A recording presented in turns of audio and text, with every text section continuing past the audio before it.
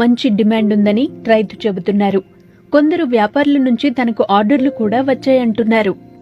Government వచ్చి subsidy లేదు కానండి, మనం తెచ్చి వేసుకోవడం అండి. రైతులు వచ్చి ఎకరానికి ఒక 80 మొక్కలు వేస్తే సరిపోద్దని అనుకుంటున్నాను నేను. పొద మోడల్ అండి, ఇవి హైబ్రిడ్ వేసుకోవాలండి. అంచేతను రైతులందరూ కూడా మన హైబ్రిడ్ పొద మోడల్ వేసుకుంటేనే మంచిదండి. మొక్కలు కూడా హైట్ తక్కువ అవుతాయి. రేట్ వచ్చండి మనకి ఇప్పుడు బయట జాపత్రి వచ్చి 2000 వరకు ఉందండి. కాయలు వచ్చి 800-1000 రూపాయల వరకు ఉందండి కేజీ కాయలు. ఆ పిక్కలు వచ్చి వీటి నుంచి కూడా కేరళ వాళ్ళు అయితే ఆయిల్స్ అవి తీస్తారటండి. ఇంక మనం ఏంటంటే కొట్లకి మనం ఇవి పండితే మనం బండి మీద పట్టుకెళ్ళి ఏదో షాప్కి వేసేసుకోవచ్చండి. ఖరీదు ఎక్కువైన పంటలు కాబట్టి ఎవరు కూడా ఆల్రెడీ నన్ను పిఠాపురం 2-3 షాపుల వాళ్ళు అడిగారండి ఈ పేపర్లో రావడం చూసి కూడా. వాళ్ళకి మీకేస్తానండి అని చెప్పేసి అన్నాను. కాకినాడ జిల్లా కొత్తపల్లి మండలం ఎండపల్లి గ్రామానికి చెందిన ఈ రైతు తన మెట్ట భూమిలో చాలా కాలంగా పామ్ ఆయిల్ సాగు చేస్తున్నారు. కేరళలో ఉంటున్న తన బంధువుల సూచనతో జాపత్రి సాగు చేస్తున్నట్లు ఆయన చెప్పారు. గతంలో పశ్చిమ గోదావరి జిల్లాలో ఒక రైతు కూడా జాపత్రి వేశారని, దాంతో తాను కూడా ఈ మొక్కలు నాటానని తెలిపారు. కేరళ శ్రీ పేరుతో అక్కడి ఉద్యానవన శాఖ రూపొందించిన హైబ్రిడ్ రకం మొక్కలు నాటడంతో 3 ఏళ్లకే దిగుబడి మొదలైందని అన్నారు. దేశవాళీ రకం దిగుబడికి 5 ఏళ్లు పడుతుందని వివరించారు. అది నేను తోట పంటలో ప్రతి రైతు వేసుకోవచ్చండి. మెయిన్గా ఖరీదైన పంట కాబట్టి మన సేఫ్టీ అయిన పంట అండి. నేను వచ్చి మామూలుగా ఆర్గానిక్ చేసుకుంటున్నానండి. తర్వాత దీనికి వచ్చి జీవామృతం అవి స్ప్రే చేస్తుంటామండి. మిగతా పంటలాగా దీనికి మందులు ఏమి కొట్టవలసిన అవసరం ఉండదండి. మొట్టమొదటిగా అది మెయిన్ మనం చెప్పుకోవాల్సింది.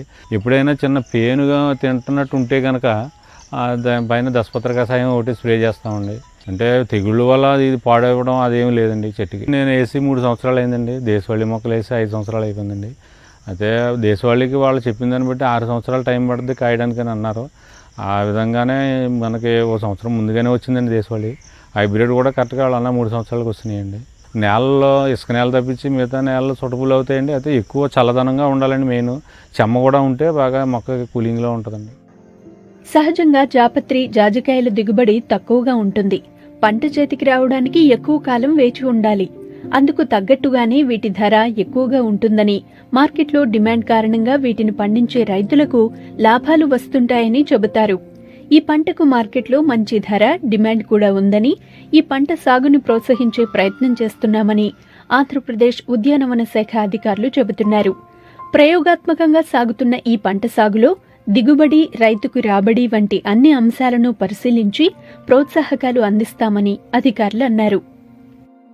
మనం గవర్నమెంట్ నుంచి ఏంటంటే పామాయిల్లో ఇప్పుడు అంతర పంటలను మనం ఎంకరేజ్ చేస్తూ ఉంటామండి. వాటికి ఎటువంటి విధానాలని ఫాలో అవ్వాలి, ఏ టైంలో కట్ చేయాలి, ఎటువంటి మొక్కలు వేయాలి అని చెప్పేసి మన డిపార్ట్మెంట్ నుంచి ఎప్పటికప్పుడు సలహాలు, సూచనలు అందిస్తూ ఉన్నాము. మొదటి 4 సంవత్సరాల్లో పంట వేసినట్లయితే మాత్రం మనకి అంతర పంటకి హెక్టార్కి 5,000 రూపాయలు రాయితీ అనేది ఇస్తూ ఉన్నామండి ఒక హెక్టార్కి. అంటే ఇప్పుడు ఇది ఫస్ట్ టైం వేయడం కదండి. ఒక 6 ఇయర్స్ తర్వాత నుంచి మనకి కమర్షియల్గా ఈల్డ్ ఎలా వస్తుంది, ఇక్కడ మార్కెటింగ్ ఎలా ఉంది ఏంటి అన్నది తెలుస్తుంది. అది మేము కూడా ఒకసారి దాని గురించి సైంటిస్టులతో కూడా ఒకసారి చూపించి అది కరెక్ట్గా అంతా ఉంటే కనుక లార్జ్ స్కేల్లో మనం ఇంటర్ క్రాపింగ్ కూడా పర్మిషన్ తీసుకొని ఆయిల్ పామ్ తోటలు అన్నిటిలోని కూడా ఇంటర్ క్రాప్ కింద వేయడానికి ప్రోత్సహిస్తాము.